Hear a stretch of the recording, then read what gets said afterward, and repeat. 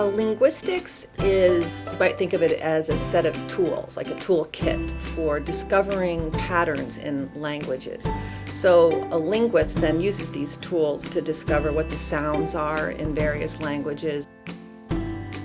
It's the study of language, not a specific language, but language as a cultural and cognitive phenomenon.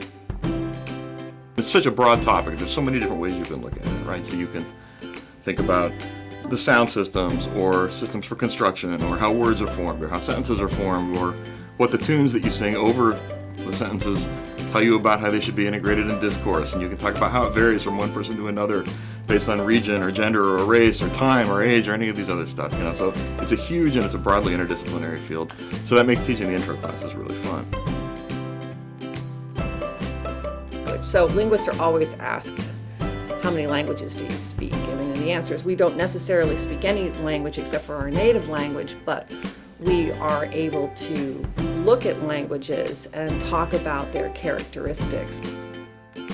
So we have a space at COSI on the second floor. It's called Labs in Life because we're in the Life exhibit. And it's 3 individual labs that are enclosed in glass on half of the walls, so that if you're a visitor in the museum, you can look in through the glass walls and you can see science in action. That's sort of the idea behind the original building of the space. We run research studies inviting COSI visitors to be participants in the study. So we can go out onto the floor and say to someone, hey, we're running a study about accents today. Do you want to be in a science study about accents?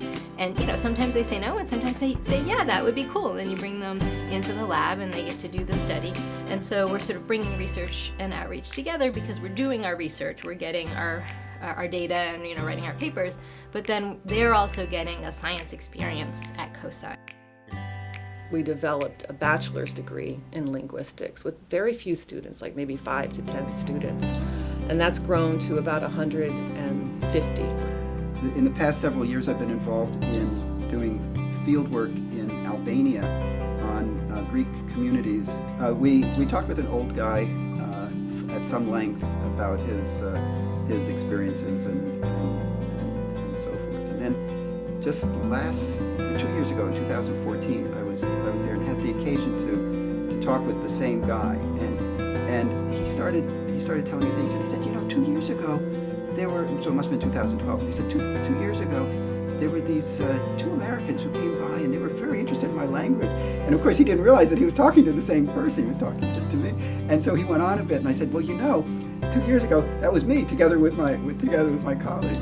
So the fact that he would remember that there had been this visit and that it made an impression on him, to me, says something about the intangible value of just paying attention, of someone from the outside paying attention. My advice to a student is not to freak out, not to worry so much about whether they're going to be a linguistics major, whether they're going to be a foreign language major, whether they're going to do international studies, because they're going to end up doing something that's related to language, right? And that's what's important. And it's important then to investigate certain classes to figure out which one you want to major in. And I tell students, think about minoring in a bunch of things. And one of those minors then will eventually turn into a major. One of the things I try to do with my own students who I'm mentoring, if they don't want to go into academia, and I try to discourage people from going into academia because there aren't a lot of jobs, is I try to find out what they're interested in, what their strengths are, and then try to introduce them to people that I know who are working in those fields so that they can start to learn what the opportunities are and sort of how to go about finding them. So the trick is just to be really brave, right? So you have to just go talk to your professors, talk to your instructors, graduate students and faculty both. They're all conducting research. They often need help, and it's really easy to get involved in research that way.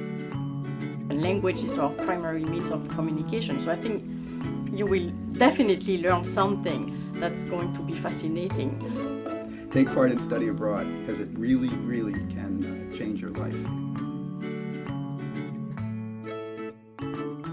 All of these things help students to feel like they're part of a smaller department. They're not just part of this huge Ohio State University, which is a good thing to be a Buckeye, but there's also a home department that they can be part of, that we want them to be part of.